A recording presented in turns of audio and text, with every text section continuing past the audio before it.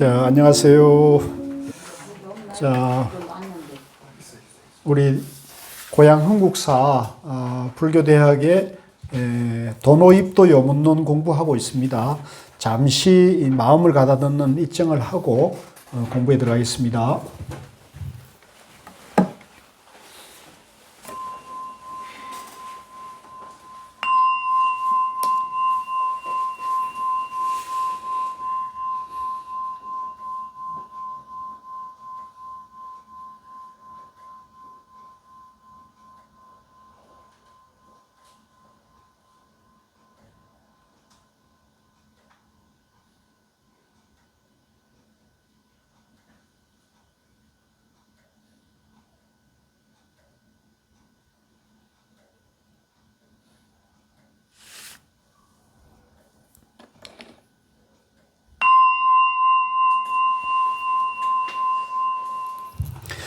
자, 그 나눠드린 유인물 있죠? 중도로 보는 금강경 공부로 해서 이제 금강경 공부할 때 요걸 제가 한번 정리를 해드렸는데요.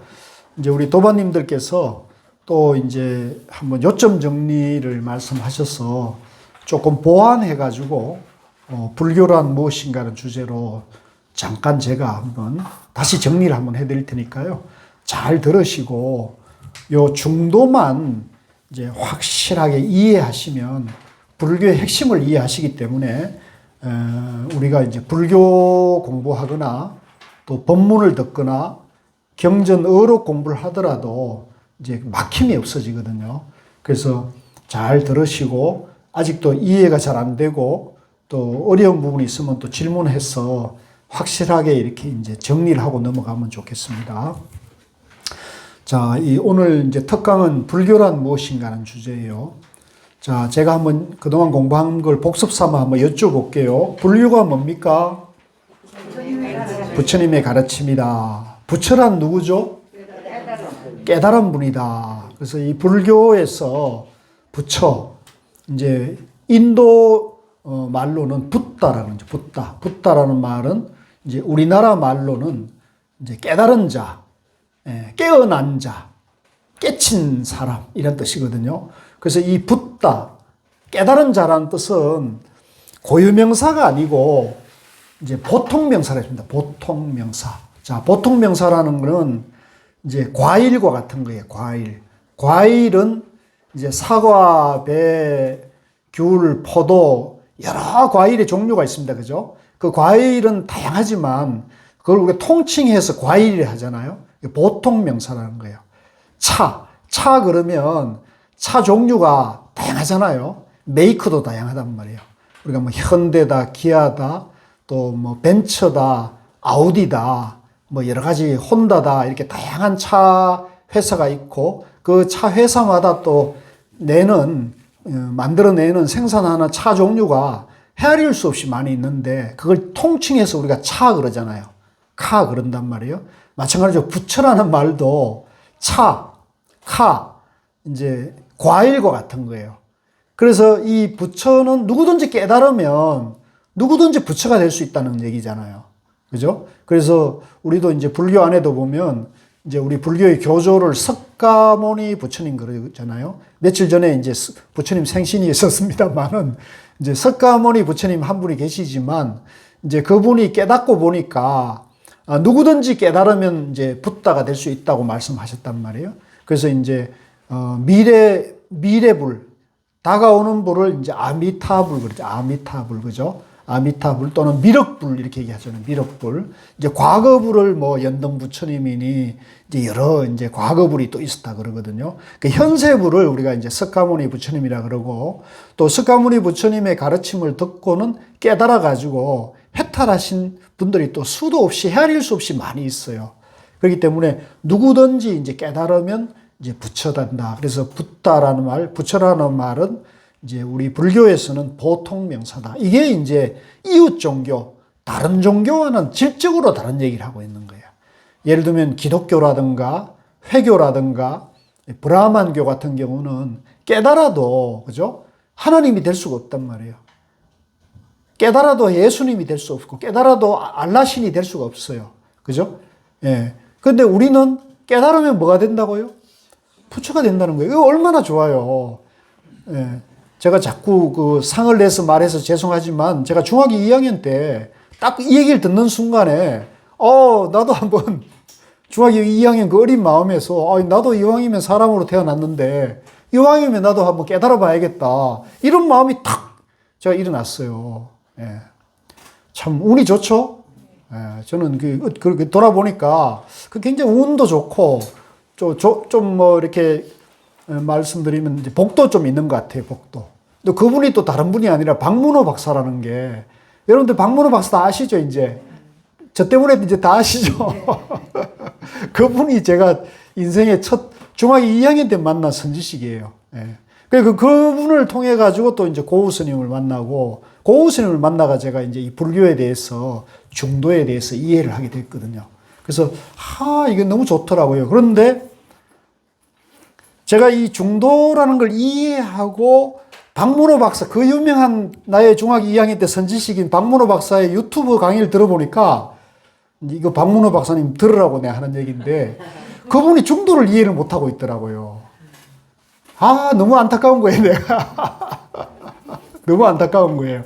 그분은 이제 이 불교를 중도로 보는 게 아니고, 그냥 깨달은 분, 이제 영기, 무아, 공, 사성제, 팔정도를 깨달은 분 정도로 이해하고 계신 거죠.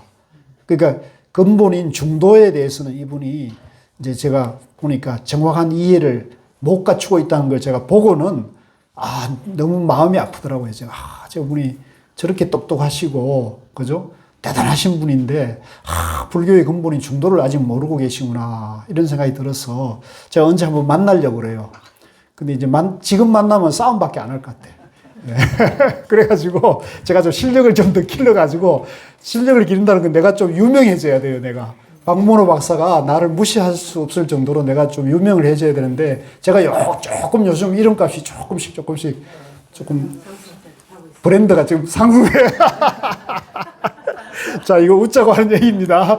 오해하지 마시고, 이거 완전히 웃자고 하는 얘기예요. 조금씩 이제 박문호 박사가 부를 때, 이거 중학교 2학년 콜리게라는 그런 무시를 안 당할 정도로 이제 저걸 하고 난 다음에 제가 당당하게, 이거 불교 중도도 모르고 불교 안다고 얘기하지 마시오. 이렇게 내가 얘기하려고 그러는데, 자, 그게 중요한 게 아니에요. 그게 중요한 게 아니고, 이제 부처님께서는 누구든지 중도를 깨달으면 뭐가 된다? 부처다는 거예요. 이게 참 우리가, 이런 말이 참 위대한 말이에요. 우리가 예를 들면 기독교에서 누구든지 깨달으면 하나님이 된다, 예수가 된다, 이런 얘기를 못 하잖아요. 그럼 죽었다 깨나도 못 해요. 그죠? 누구든지 깨달으면 알라가 된다, 이런 얘기를 못 한다고요. 우리는 할 수가 있다는 거죠. 그래서 우리니 남이니 이렇게 구분도 이거 잘못된 것입니다만은, 어쨌든 간에 이제 우리 부처님께서는 누구든지 이제 중도로 존재하기 때문에, 자기 자신이 중도로 존재한다는 자기 마음을 바로 보기만 하면은, 그죠? 해탈해서 영원한 대자유, 생로병사의 괴로움을 해탈해서 누구든지 죽지 않는 문을 열 수가 있다는 거거든요. 그래서 저는 다른 어떤 것보다도 우리 그 불자님들이 그 연세가 많은 분들이 많은데, 저는 불교 공부를 좀 하셔가지고, 특히 중도 공부를 통해가지고 여러분들이 중도만 정확하게 이해만 해도, 내가 죽지 않는 물이 여기 있구나, 이렇게 하면은 연세 드셔가지고 예를 들면 뭐 70, 80, 90이 되더라도 좀 위안이 되지 않을까요? 그래, 안 그렇습니까? 거짓말인가요? 내가, 죽지 않는 문이 여기 있구나. 죽음의 공포, 괴로움에서 내가 해탈할 수 있는 길이 부처님께서 설해 놓았다는 거죠. 그죠? 그래서 이제 이게 부처님만의 저게 아니라 역대 조사 선지식들이, 아라한들이, 나한들이 많이 계셨고, 또 우리 가까이에는 이제 성철 스님 같은 분이 계셨고, 또 제가 고우 스님을 뵈도, 고우 스님 노년에는 이제 병도 드시고 했지만, 고우 스님께서는 죽음에 대해서 굉장히 편안하게, 제가 가까이서 봐서 알죠. 그래서 이제 제가 마지막에 뵀을 때는 이제 내가 인생을 아주 나는 여한이 없다고, 내가 폐병을 얻어가지고 죽을 병이어가지고 어머님 돌아가시고 의지할 데 없어서 이제 군대 가가지고 폐병을 얻어서 그때는 이제 불치병이었잖아요. 그래서 죽을 생각으로 깊은 산 속에 절을 찾아 들어왔는데 그게 이제 김천 수도암이었대요. 그때는 막 그 김천 수도암이 한 1000m 고지에 있는 암자거든요. 그러니까 그 깊은 감자에 왔는데 거기서 막 불교를 만나가지고 눈이 번쩍 떠이더래요. 그래서 이제 먹던 약도 던져버리고 그리고 이 불교 공부를 열심히 하는 덕택에 당신이 이제 새로운 생명도 없고 또 병도 낫고 또 이러면서 당신이 이제 그 영원한 행복의 길을 찾게 됐다는 걸 하면서 너무나 좋아하셨어요. 그래서 당신은 아무 여한이 없다고 그런 말씀을 저는 직접 들었습니다. 그래서 우리도 마찬가지입니다. 이 중도, 그렇기 때문에 중도를 공부를 해야 돼요, 중도. 만약에 이제 우리나라뿐만 아니라 전 세계적으로 불교 공부하는 분들이 중도 공부를 하지 않으면 그건 옳은 불교 공부를 하는 게 아니에요.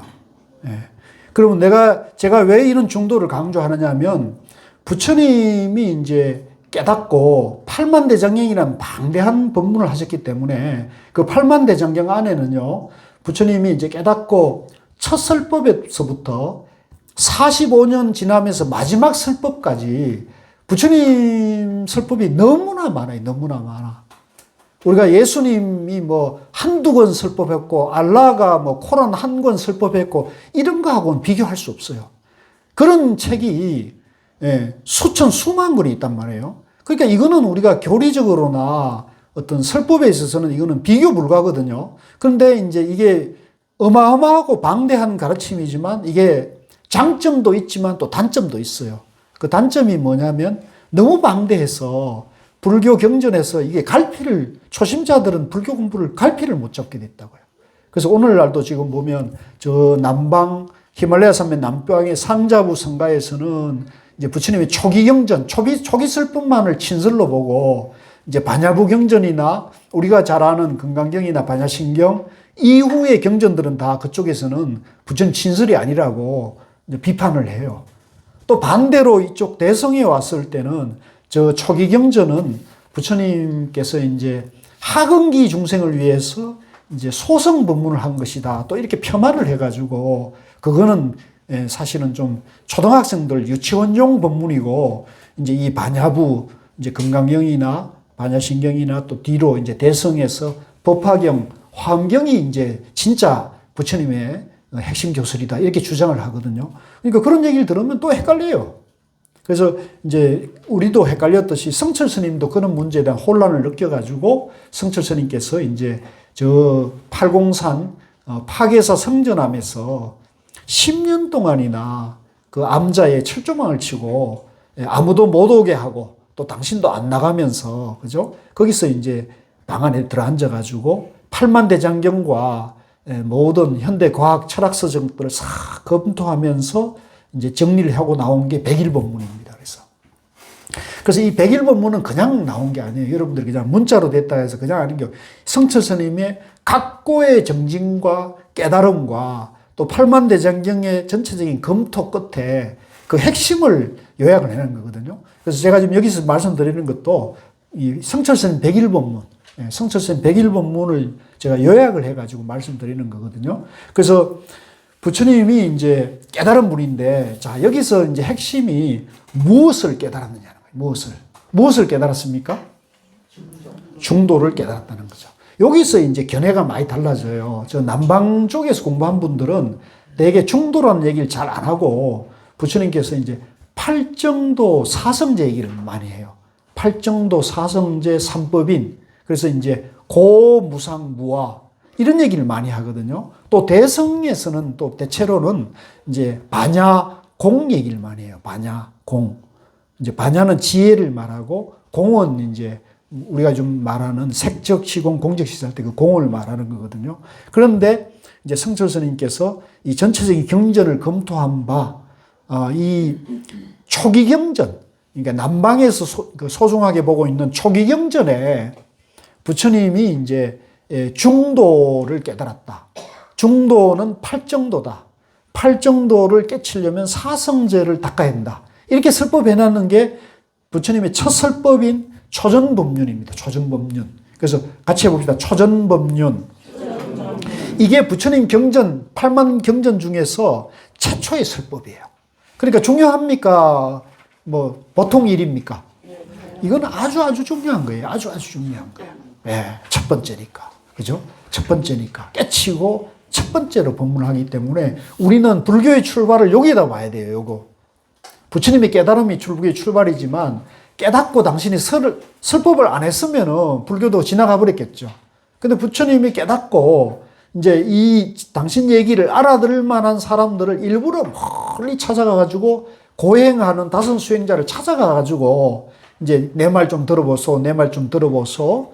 나는 쾌락과 고행의 양변을 버리고 중도를 깨달았소. 이렇게 이제 설법을 시작한 거란 말이에요. 그러니까 우리가 부처님 깨달음이 이제 중도라는 걸 우리가 알 수가 있는 거죠. 이게 거짓말입니까? 기록에 분명합니까? 이건 기록에 분명한 거거든요. 그러니까 이거는 성철 스님 개인의 얘기도 아니고 제 주장도 아니에요. 이건 부처님 말씀이에요. 그러니까 믿어야 됩니까? 믿지 말아야 됩니까? 이건 믿어야 되는 거예요. 이건 믿어야 되는 거예요. 그죠? 그래서 이제 가사 예전에 우리 대성 논사들이 저 안부 초기경전을 이제 소성경전이라고 본 것은 성철 스님 잘못 봤다고 그러시는 거예요. 이것도 중요해요. 그러니까 우리가 성철 스님이나 한국 선에서는 대성의 견해가 다 옳다고 보는 게 아니에요. 지금 우리가 이제 대성불교 문화권에 있다 그래가지고 대성과 한국선이 그게 아니에요. 일반적인 대성 논사들과 다르게 성철 스님은 이 한국 불교의 견해에서 이걸 한 단계 업그레이드 시켜놨어요. 그게 뭐냐면 대성에서 소성경전이라고 폄하한 초기경전에 대한 해석은 대성 논사들이 잘못 봤다고 하는 거예요. 이게 이제 우리 한국선과 이 성철 스님이 갖고 있는 위상이 전혀 다른, 불교 사상사적으로 굉장히 다른 거죠. 근데 이제 그런데 왜 우리는 그러면 성철 스님 가르침에 대해서 제대로 공부를 못 하느냐면 이 한국 불교가 문중 불교이다 보니까 우리 문중 스님이 아닌 분의 가르침은 뭐 성철 스님이나 향국 스님이나 서홍 스님이나 월산 스님이나 금호 스님이나 우리 스님이 최고지 뭐 성철 스님 뭐 별거야 다 이렇게 돼버리니까 해인사 문중 안에서도 이 자원 스님이 다 성철 스님이 종정 만들고 해인 총림 방장 만들었는데 자원 스님이 더 낫지 뭐 성철 스님 뭐 별건가 이런 분위기가 보니까 이게 옳게 이해가 안 돼. 옳게. 그런데 이제 저는 그런 이해관계가 없어요. 저는 자원 스님 상자 스님들하고 친하고 다 친해요. 저는 다 친하기 때문에 저는 그런 이해관계 없이 내가 그냥 공부하는 입장에서 보니까 이 성철 스님 백일본문 선문 종로가 세계적인 가치가 있다는 거예요. 이게 이제 제 얘기만이 아니고 고우 스님이 그래 말씀하셨어. 이 백일본문이야말로 세계 불교에서 이런 책은 없다고. 8만 대장경을 딱 요약을 해놨기 때문에 이제 한국 불자들이 이 백일본문에 의지해서 불교를 공부하면은 불교 공부가 아주 쉽고 아주 빠르다고. 그래서 이거는 이제 앞으로 한국 불교가 세계적으로 이게 알려질 수 있는 계기인데 유감스럽게도 백일본문이나 성철 스님 법문을 통해 가지고 중도가 핵심이라고 이해하는 사람이 많습니까? 적습니까? 많습니다. 거의 없어요. 거의 없어요. 거의 없어요. 거의 없어요. 그러니까 참 저도 한편으로 외롭기도 하고 그죠? 한편으로는 좀 외로운 면이 있는 거예요. 저도 외롭지만 한편으로는 또 자부심도 있어요. 자부심도. 내가 이런 위대한 훌륭한 선지식들을 만나가지고 내가 복이 좀 있다는 거예요. 복이. 그런데 이제 이게 뭐 내가 복이 많다고 자족하고 있을 문제가 아니고 이거 알려야 되잖아요. 그죠? 그러니까 우리가 이제 아는 만큼 보이는 거고, 그죠? 아는 만큼 보이면 이제 그걸 또 남들에게 알려야지 자기 혼자만 그게 만족해서 빠지면 안 됩니다. 그래서 우리 도마님들께서도 저희인데 이렇게 숙제를 주셨듯이 여러분들이 중도 공부를 아주 열심히 해서 우선은 우리 도마님들 스스로 마음을 중도로 써서 지혜로워지시고, 그죠? 우선 스스로 지혜로워지시고 행복해지셔야 돼요. 그러니까 우리 목표는 뭐 깨달음은 이제 저는 일단 좀 급한 문제가 아니고 일단 중도 공부해가지고 스스로 지혜로워져야 돼요.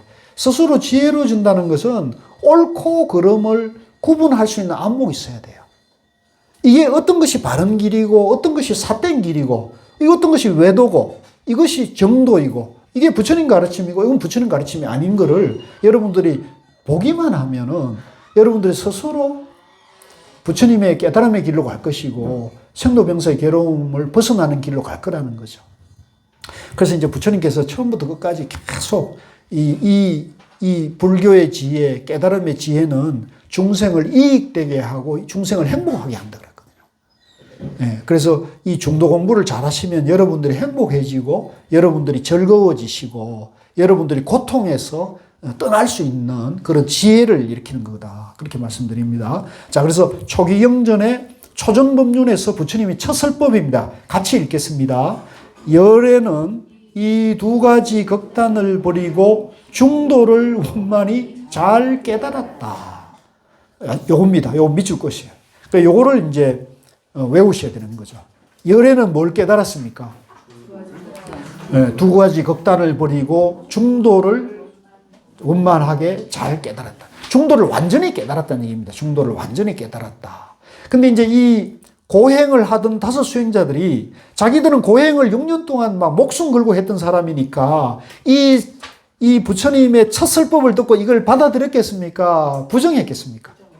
부정했겠죠. 왜? 당신들은 고행을 목숨 걸고 고행을 했고 부처님은 고행을 포기하고 고행을 버리고 변절한 분으로 봤던 거죠. 양변에서 봤던 거죠. 우리는 고행을 일관되게 했고 저 시타르타는 고행을 안 하고 고행을 중단하고 마을 처녀인데 우유죽 얻어먹고 우리를 버리고 떠난 놈이다. 저 배신자다. 이렇게 이제 욕을 했단 말이에요.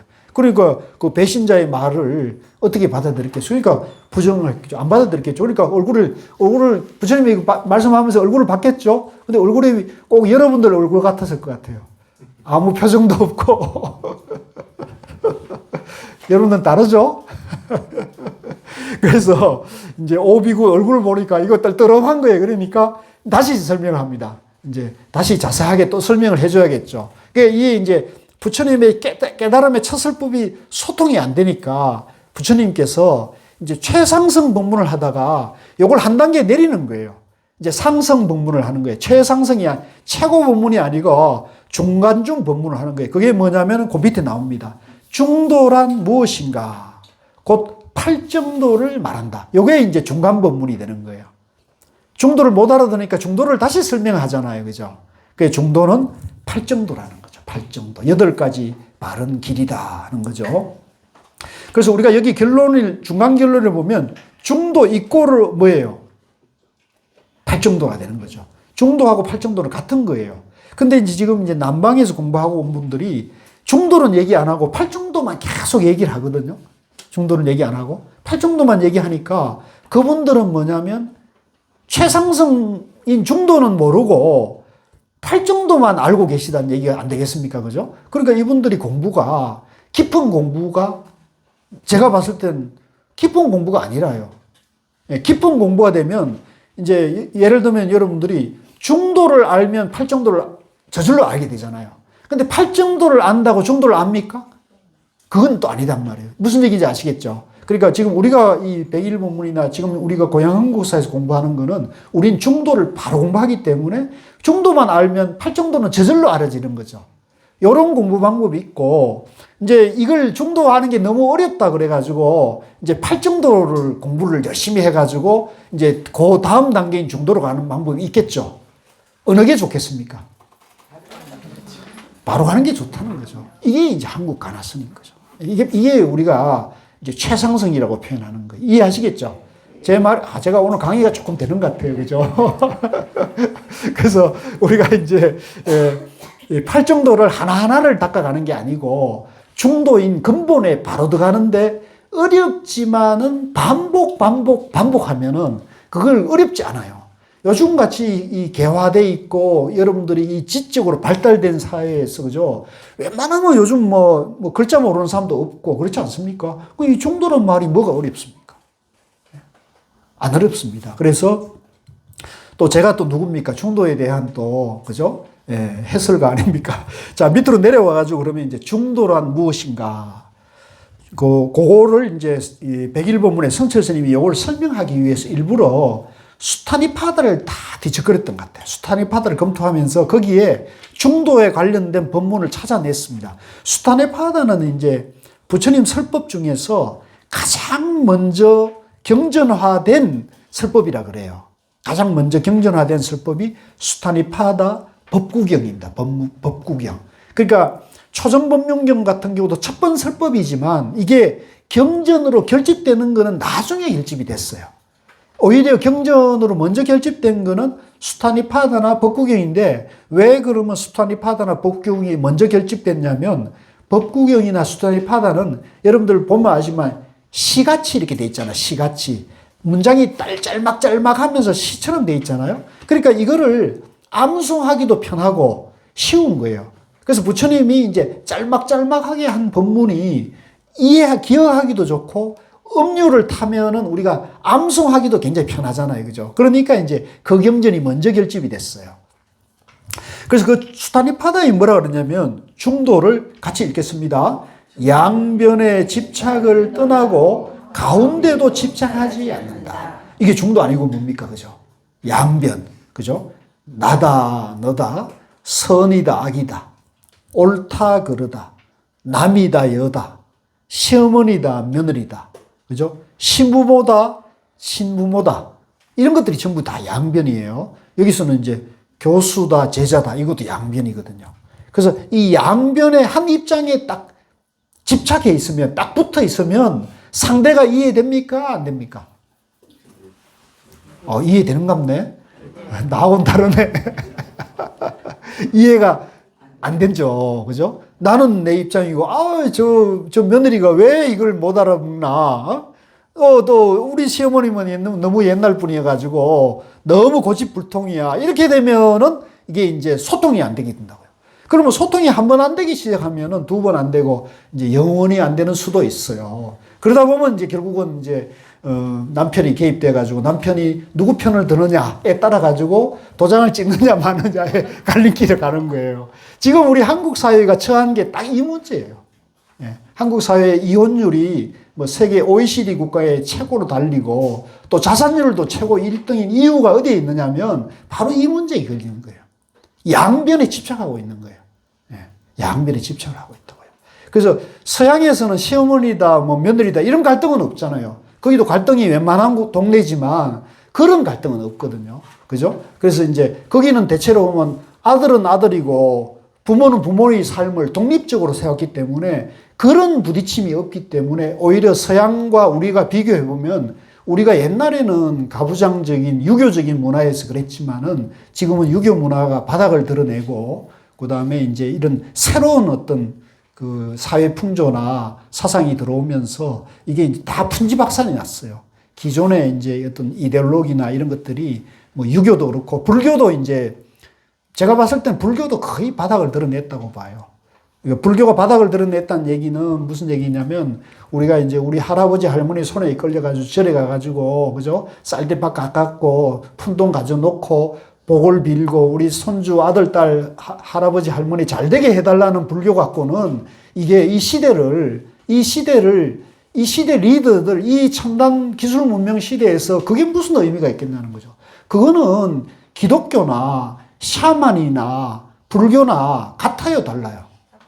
같아요. 대상만 다르지 기독교나 불교나 무속이나 전혀 다르지 않아요. 그런 종교 안에서는 불교다 기독교가 별 의미가 없어요. 똑같습니다. 제가 봤을 때 복 비는 거 똑같아요. 대상만 다른 거예요. 그러니까 자주 갈아탑니다. 그렇죠? 여러분 주변에 자주 안 갈아탑니까? 내 아는 사람도 많이 갈아타더라고요.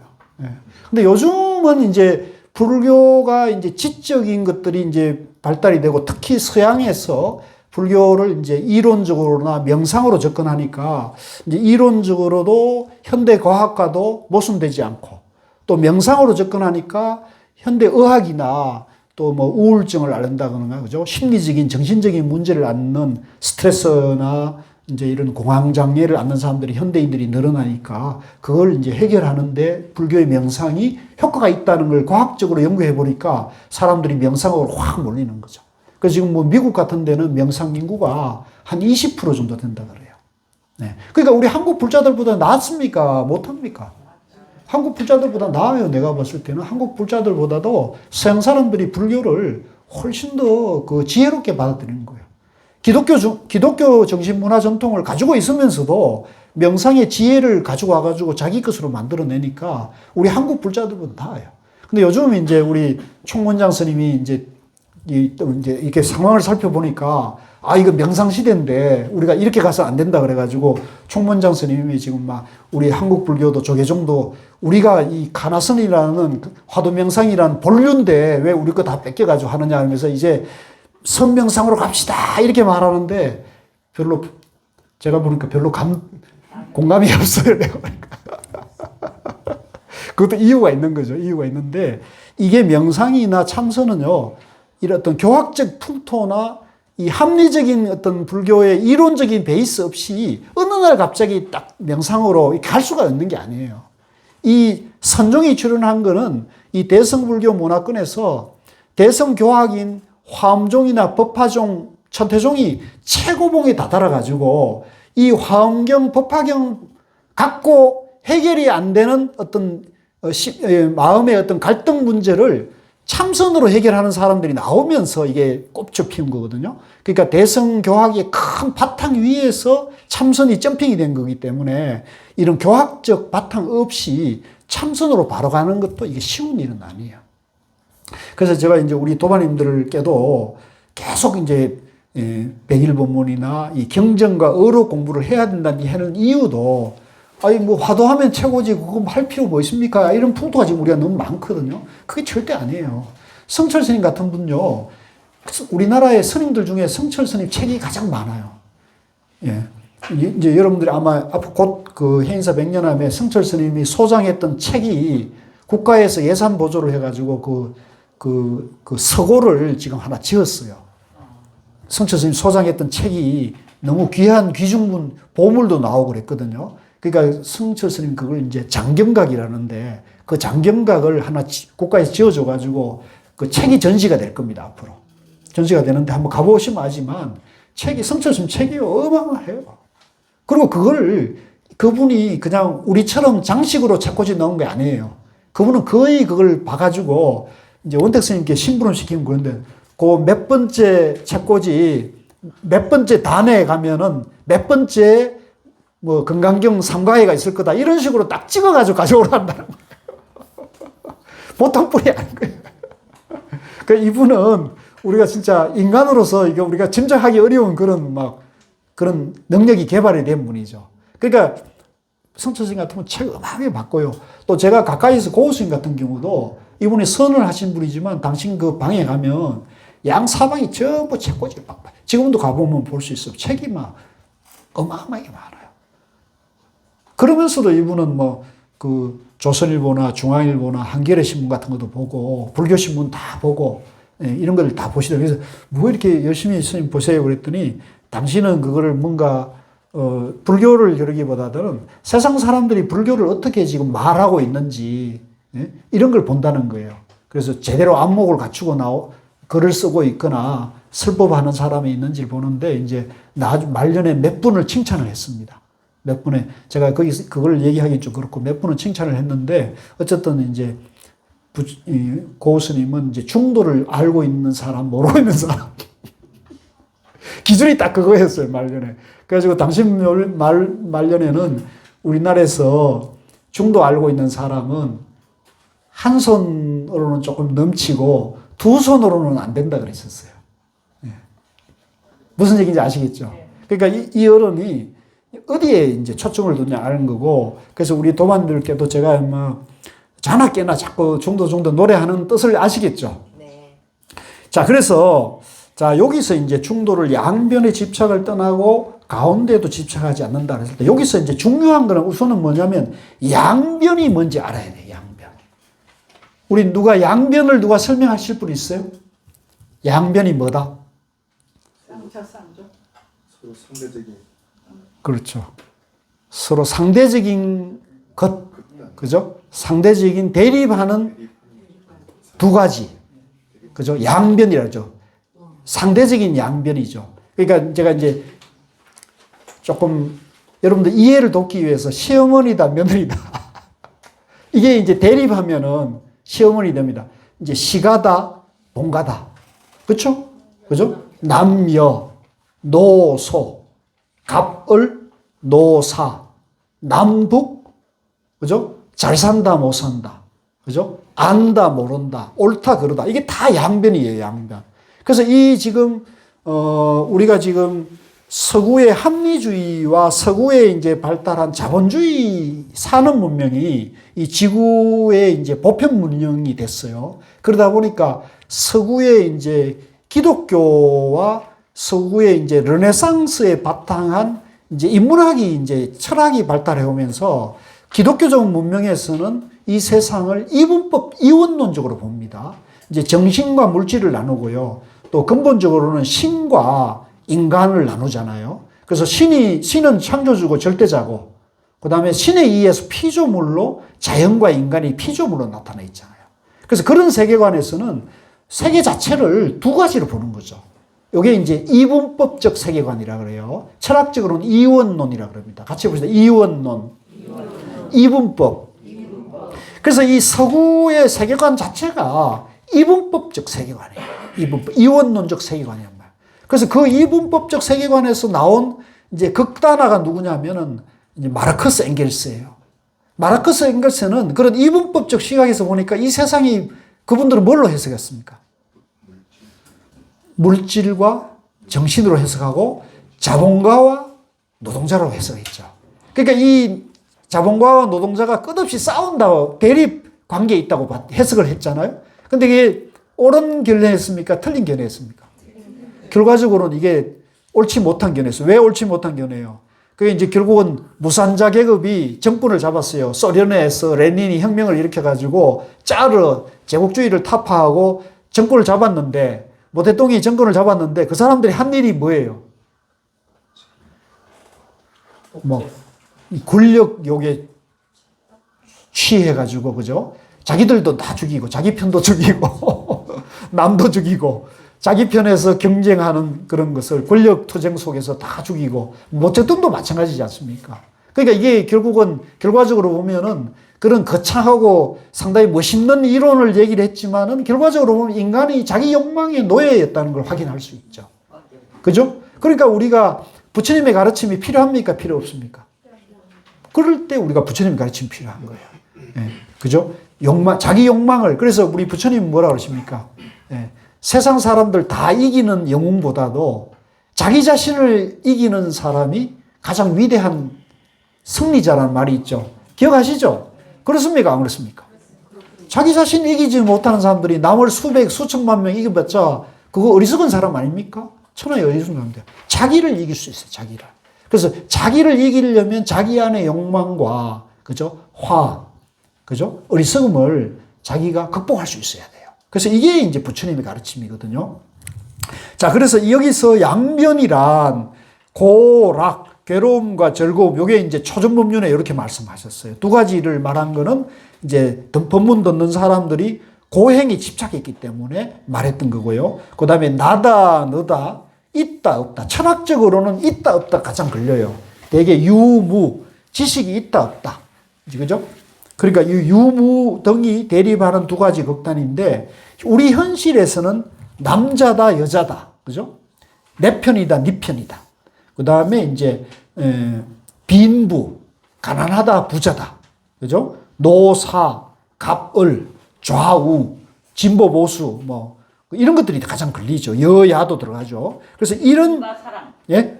미움과 그렇죠. 우리 신신명에서는 이제 사랑과 미움을 양변으로 본 거죠. 그죠? 신신명 우리 공부했는데, 이 사랑과 미움만 버리면, 양변을 떠나면은 도가 통연히 명백, 중도가 저절로 된다는 거죠. 쉽죠? 어려워요. 어려워요. 이게 쉬우면 쉽고 어려우면 어려운 건데, 여러분들이 쉽다, 어렵다를 떠나세요. 버리세요. 중도 그렇죠. 그것도 이제 중도로 이해를 해야 되는 거예요. 그거 먼저 버려요. 나 자신부터. 그래서 이제 서양 철학에서 신과 인간, 물질과 정신, 그런 이분법적 세계관에서 이 이분법적 세계관으로는 인류의 지혜를 내올 수가 없는 거예요. 인류가 이걸로 인해 가지고 사실은 망했다는 거죠. 세계 1차 대전, 2차 대전. 독일의 그런 위대한 철학자들이 있었음에도 불구하고, 그죠? 1차 대전을 일으켰고, 2차 대전을 일으켜가지고 600만이라는 유태인들을 대학살하고, 결국은 1차 대전, 2차 대전으로 우리 유럽 인구가 거의 한 2,500만에서 3천만 명이 전쟁으로 인해 가지고 죽었다 그러거든요. 그러니까 이게 참 야만적이에요. 서양 사람들이 동양 사람들 야만이라 그러고 식민지를 야만이라 그랬지만 내가 볼 때는 이 서양 사람들이 정말 야만적인 사람들이에요. 안 그렇습니까? 우리가 이 숫자로 비교해봐도 나는 얼마든지 나는 이렇다고 보거든요. 그래서 이런 그 이분법적 세계관으로는 이걸 해결할 수가 있는 문제가 아니라는 거죠. 그래서 이걸 해결하려면 어떻게 해야 되냐? 중도. 네, 중도. 이론론적인 세계관이 필요한 거죠. 그래서 중도를 우리가 주목해야 한다. 그래서 이제 성철 스님이나 고우 스님 같은 분은 이 중도가 인류 문명의 대안이라고 말씀합니다. 인류가 앞으로 지혜를 개발해서 이걸 해결하려면 불교의 중도 사상을 주목해야 한다는 겁니다. 그래서 양면의 어느 한편에 집착하면 대립 갈등이 지속되고, 집착을 비우면, 집착을 버리면, 그죠? 양변을 아울러서 중도 정견이 나오는 거죠. 이게 이제 화쟁이라는 말도 쓰고 중도라는 말 쓰고 화합, 통합의 원리가 있잖아요. 이런 위대한 통합의 지혜가 이 불교의 중도는 있는데, 그죠? 예. 그러니까 요거를 우리 불자들이 이걸 바로 공부하게 되면 우선은 내 마음 안에 내가 내 마음과 화해를 해야 돼요. 예. 자기를 미워하고 또 자기 밖으로도 미워하는 그런 감정이나 집착하고 엉어리진 마음을 자기가 우선 자기하고 화해를 해야 돼요. 화해 잘 하고 계세요? 가장 중요할 것 같아요. 가장 중요하죠. 자기가 자기하고 화해하지 못하면 남과는 절대 화해할 수가 없어요. 예, 남과는 타협하는 거예요. 예, 자기와 자기가 화해를 해야 돼요. 자기와 자기를 화해한다는 것은 자기 안에 짜증나고 엉어리지고 미워하고 원망하는 마음을 자기가 편안하게 자기가 그걸 편안하게 풀어낼 수 있어야 돼요. 예, 되고 계세요? 뭐 안 돼도 뭐 어쩔 수 없어요. 뭐 어떡하겠습니까? 내가 해드릴 수 있는 것도 아니고 남이 해줄 수 있는 것도 아니거든요. 이거는 오로지 자기가 해결해야 돼. 자기가. 누가 해야겠어요? 자기밖에 할 수 있는 사람이 없어요. 이건 신도 해결해 줄 수 없고 부처님이 다시 살아오셔도 이거 해결해 줄 수 없어요. 그래서 자기가 해결해. 자기. 자기. 그래서 양변의 집착을 떠난 자리, 서로 의지에 존재하는 존재 원리. 예? 이게 뭐예요? 중도잖아요, 중도. 그래서 이 중도를 부처님이 깨달았거든요. 그래서 중도를 깨달아가지고 그걸 이제 여러 경전에서 부처님이 또 뭘 깨달았냐 얘기를 하면은 같이 봅시다. 연기, 무와, 무상, 무주, 정견, 반야지혜, 자유자재. 이게 전부 부처님이 깨달았다고 말씀하신 그 경전에 나타난 다양한 표현이거든요. 근데 이걸 중도만 딱 이해하면, 아, 중도니까 나라는 것이 있는 것도 아니고 없는 것도 아니다. 그럼 뭐냐? 내가 연기로 존재한다는 거죠. 예, 이해하시겠습니까? 요걸 무슨 도반님들이 요걸 혼자서 요걸 잘 이해를 하십시오. 이해를. 내가 있는 것도 아니고 없는 것도 아니다. 예를 들면 있다고 하면은 내가 이제 여기서 봅시다. 내가 여기 있으려면 이제 숨을 쉬기 때문에 내가 여기 있단 말이에요. 숨을 쉬니까. 그죠? 근데 숨이 멈추면 어떻게 돼요? 나는 없는 거죠. 그러면 내가 숨을 쉬는 한 이 숨은 이제 우리가 과학적으로 산소를 흡입하고 이산화탄소를 내보내는 거예요. 숨은. 그죠? 그러면 이 산소는 누가 만들어요? 자연이 만들죠. 숲이 만든다고. 자연이 만들거든요. 산소는 인간이 못 만들어요. 그러면 우리 인간이 존재하려면 인간이 독립적으로, 인간이 독자적으로 존재할 수 있어요? 못 존재해요.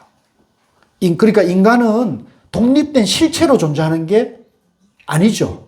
그걸 내가 있다고 그러면 거짓말이에요? 진짜말이에요? 내가 있다 그러면 그건 거짓말이죠. 그건 착각 세계에서 하는 말. 착각의 말이에요. 잘 이해하겠어요? 내가 있다 그러면 이건 착각이에요. 이게 양변이라면 내가 있다 없다 할 때 있다에 내가 이따에 집착하고 이따에 치우친 견해에서 생각을 일으키고 있네? 이러면 중생이 되는 거예요. 이러면 중생이. 자기가 중도를 모르고 내가 양변에 떨어져 가지고 치우친 사고를 하고 있는 거예요. 근데 우리는 내가 있다고 생각합니까? 없다고 생각합니까? 99.99% 있다고 생각한단 말이에요. 그러니까 없다고 해야지. 이 지구에 85억, 80억 인구가 전부 착각 속에 사는 거예요. 사실은. 전부 착각 속에 사. 그 부처님이 이걸 깨달은 거예요. 일체 중생이 자기가 중도로 존재하는데 중도를 모르고 착각에 빠져 있구나는 거예요. 자기가 진리 속에 진리로 존재하는데 자기 존재의 원리를 모르고 내가 있다는 양변에 떨어져 가지고 내가 있다고 생각해보니까 곰곰이 보니까 나는 깨달은 부처가 아니고 나는 중생이야. 억울하게도 부처라고 생각하면 좋은데 자기 중생이라 생각하니까 부처님이 중생이 돼버린 거죠. 그 중생이란 실체가 있습니까? 실체가 없는 거예요. 그건 착각에서 일어난 착각에서 착각을 또 하고 있는 거죠. 그래서 이 착각을 하고 계속 살 겁니까? 깨어나야겠습니까? 깨어나야 되거든요. 그러니까 깨어나는 건 뭐냐면 내가 있는 것도 아니고 또 없다 그러면 이 없다하고 있다에 반대되는 없다에 이게 변견에 떨어지면 편견이 일어나면 어떻게 되냐면 우리가 허무주의자가 돼요. 내가 없으니까 내가 함부로 막 하고 사람도 함부로 대해도 되고 그죠? 내가 없는데 내가 이 세상에 돈 벌 이유가 있어? 내가 이렇게 고생하면서 살 이유가 없지 이러면서 목숨도 함부로 할 거고 그런 허무주의에 떨어진단 말이에요. 이게 옳은 정견입니까? 이게 삿된 견해인 거죠.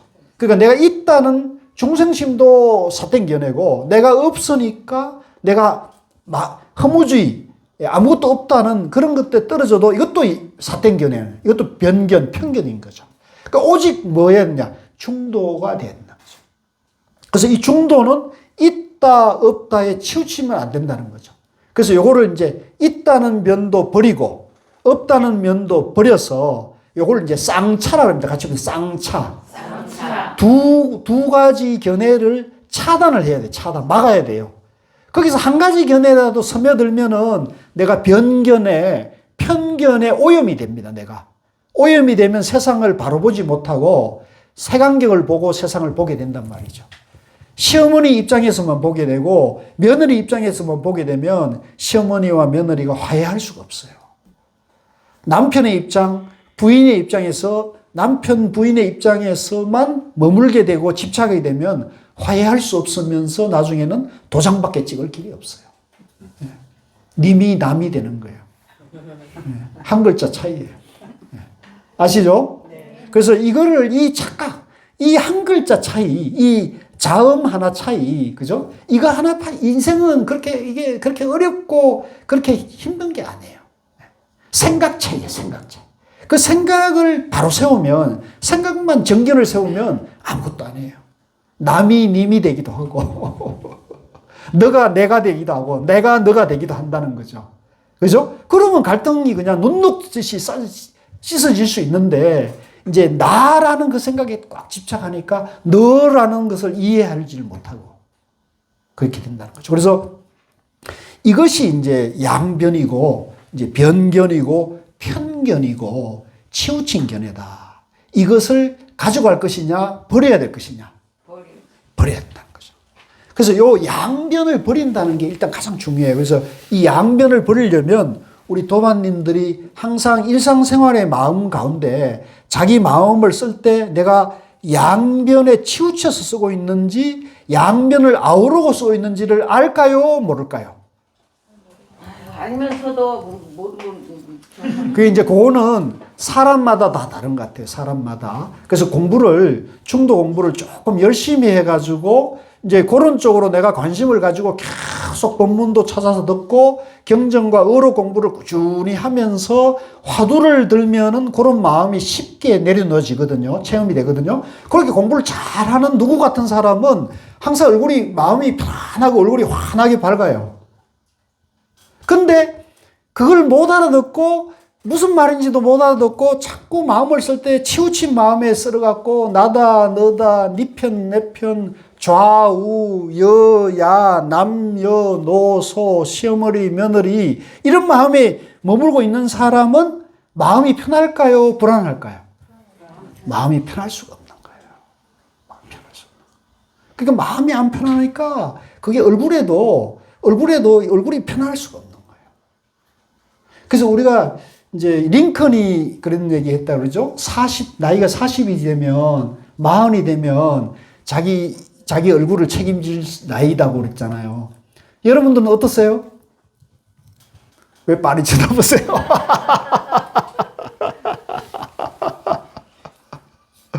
네? 저는 다행히 30대 중반의 그것을 만나가지고 40쯤엔 제가 얼굴이 좀 편안해졌어요. 그래서 자 이거 웃자고 한 얘기고요. 어쨌든 간에 여러분들이 나이를 불문하고 지금이라도 중도를 공부해서 내가 내 마음을 쓸 때 내가 양변에 치우쳐져 있나 아니면 양변을 아우르는 입장인가를 내가 알아차리는 능력을 개발을 해야 돼요. 예. 그래서 요게 이제 요 자기 마음을 바라보는 능력을 개발하는데 이제 여기 불교 경전이나 이제 어록 공부, 백일법문이라는 중도 공부도 참 좋지만 요게 이제 요것보다도 더 빠른 효과 갖고 있는 게 화두라는 거예요. 화두는 이제 자 요걸 잘 들어보세요. 화두는 이제 요 화두 원리를 이해하셔야 돼요. 화두는 뭐냐면 우리가 이제 항상 나다, 너다, 있다, 없다, 잘났다, 못났다, 내 편, 네 편, 이분법적 사고 속에 이분법적 양면에 치우친 견해를 하고 있는 사람이 화두는 뭐냐면 그 이제 언어와 문자, 말에서 이원론, 이분법적 사고에 찌들어 있는 사람에게 부처님이 누구입니까? 이렇게 물었는데 그 선지식이 뭐라고 되냐면은 말은 똥막대기다. 뜰 앞에 잣나무다. 삼석언이다. 이런 말을 던졌어요. 아니, 나는 부처님이 누구냐고, 나는 중생이니까 부처가 누구냐고 물었는데 삼석언이란 말을 듣던 말이에요. 뜰 앞에 잣나무는 말을 들었어요. 이게 이해가 됩니까? 이게 도저히 이해 안 되는 얘기를 했잖아요. 그러니까 여기서 이제 그동안 본인이 평생 사고해오는 언어 문자, 말과 문자에 의한 사유기능이 이게 못 닿는 거예요. 그 화두라는 것이 해결이 안 되는 거죠. 그러면 이 사유가 멈추겠죠. 사유가 작동이 생각이 멈추겠죠. 화두는 그런 이분법적 양변에 치우친 사고를 멈추게 하는 말이에요. 화두는. 말은 말인데 분별심을 끊어주는 말이에요. 같이 따라해보세요. 분별심을 끊어주는 말. 이원론을 박살내는 말. 양변을 쪼개버리는 말. 이해하시겠어요? 시어머니다, 며느리다, 나다, 너다, 갑이다, 어리다, 좌다, 우다 하는 거를 멈추게 한단 말이에요. 멈추게. 중단, 막아버린다. 막아버리는 거. 뜰 앞에 잣나무다. 삼석언이다. 호떡이다. 딱 멈추게 하는 거죠. 그러면 이제 이걸 알고 싶어요? 몰라도 돼요? 알아야죠. 알아야 되죠. 이제 여기서 이제 갈라져요. 아, 나 그거 몰라도 돼. 나는 그냥 분별 망상 속에 살 거야. 그러면 이제 그렇게 사는 거예요. 생사윤회를 반백화해가지고 죽으면 어디로 갈지도 모르게 되는 거고, 이제 여기서 내가 공부에 대한 발심이 나가지고, 내가 이왕이면 이런 좋은 공부를 만났을 때, 이 이분법, 이런 사유분별을 끊고, 내 본성, 내 본질, 내 존재, 내가 누구인지, 이 우주 만물이 어떻게 존재하는지, 내가 죽어서 어디로 가는지 내가 궁금하니까 내가 이거 한번 해결해보리라 해서, 어째서 삼성을 했을까? 어째서 뜰 앞에 잣나무로 했을까라고 의문을 끌고 가가지고 참선을 하게 되면 화두참선이 되는 거예요. 같이 봅시다. 화두참선. 그러니까 그걸 화두를 자꾸 내가 생각하고 화두를 자꾸 몰입을 하면은 내 안에 이분법, 이원론적 사고가 무너지는 거죠. 무너지고 그게 우리가 이분법, 이원론적인 사고가 어디까지 가 있느냐면요. 예를 들면 내가 과거에 어떤 사람인데 내가 크게 당했다. 뭐 돈도 떼먹고 내가 그 사람인데 엄청 두들겨도 맞고 학대도 당했다 그러면 그 트라우마가 내 의식 세계도 있고 잠재의식에도 있고 무의식에도 저장이 돼 있을 거 아닙니까? 그죠? 그러면 우리가 이제 10년이 지나고 20년, 30년이 지나고 평생 그걸 내가 해결하지 못한 사람은 시도 때도 없이 그 무의식 잠재의식에 깊이 뿌려 내려져 있는 그 생각이 일어난단 말이야. 그건 아무도 몰라요. 언제 일어날지 아무도 몰라요. 그러나 이게 우리가 계속 생각이 왔다 갔다 하기 때문에 그게 시도 때도 없이 일어나거든요. 그러면 우리가 그 생각이 떠오를 때마다 내가 우울해지고 짜증이 나고 화가 난다고요. 그걸 끊어야겠습니까? 안고 가야겠습니까? 그걸 딱 끊어야 되는데 그 끊는 것 중에 화두가 가장 빠른 효과라는 거죠. 화두는 아예 그걸 박살낸다니까요. 그래서 고우 스님은 이 화두를 진공청소기와 같다 그랬어요. 네. 모든 번뇌, 잡념을, 그죠? 청소기를 갖다 대면 진공청소기 싹 빨아들어가지고 방이 그냥 먼지 한 톨 없이 깨끗하게 만들어버리잖아요. 무슨 얘기인지 아시겠죠? 화두가 진공청소기. 내 마음의 때와 먼지를, 티끌 망상을 깨끗하게 빨아들이는 최고의 진공청소기다. 이해되죠? 이 비유도 괜찮죠? 근데 가끔 그게 들어와요 또. 들어왔다가. 그거는 이제 화두를 더 굳세게 잡아야 되는데. 그래서 이제 일단은 원리상으로 화두가 무슨지 알겠죠? 그래서 이 인류 문명사에서 우리가 이 화두 참선이라는 거는 이 중도 정경과 화두 참선은 여러분들이 들어본 얘기입니까? 처음 듣는 얘기입니까? 계속 지금까지 공부하고 있어요. 인류 문명사에서 이런 공부는 없는 거예요. 이거는 서양에 가서 눈 씻고 찾아봐도 알 수 없고 동양 문화권에도 이런 공부를 하는 데가 없어요. 우리 한국 선이 이걸 지금 얘기하고 있거든요. 앞으로 인류에게 희망입니까? 이게 불행입니까? 희망입니다. 인류를 위한 정말 위대한 선물이죠. 중도가 부처님의 선물이라면 화두선은 우리 한국 가나선이 지금 세계에 내놓을 수 있는 우리가 K-팝이나 K-뮤비, 그죠? 이런 것만이 아니에요. 네, K-방역 이런 얘기를 하잖아요. 그러니까 우리가 지금 앞으로 이 K-명상, K-화두 이것도요, 앞으로 어마어마한 정신문화의 자산인 거죠. 이제 이걸 모르기 때문에 모르는 거거든요. 그래서 우리는 아는 사람이라도 이 가치를 이제 보고 내 마음 속에서 우리가 이제 자꾸 양변을 여의고 정견을 세우고 자꾸 아우르는 마음을 훈련을 해서 내 안에 괴로움을 버리고 이제 즐거움과 평화와 행복을 지혜를 개발하시면서 요거에 가속도를 붙여주는 게 화두라는 거예요. 그래서 화두하고 중도 정경 공부를 하면은 빠르겠습니까? 늦겠습니까? 가속도가 붙어요. 하는 게 좋겠습니까? 안 해드릴까요? 해야 되는 거예요. 그러니까 이거는 누구든지 해야 되는 거예요. 근데 요거를 이제 화두선이 좋다고 그러지만은 이렇게 쉽게 이렇게 설명해주고 여러분들이 눈높이에 맞게 이렇게 설명하는 분을 못 만났죠, 그동안에. 예, 여러분들 지금 잘 만났습니까? 못 만났습니까? 잘 만났습니다. 여러분들은 지금 사실은 로또 당첨된 것보다 더 어마어마한 복인 거예요. 실감하세요? 예, 뭐 그러거나 말거나 조금 쉬었다 할게요. 예.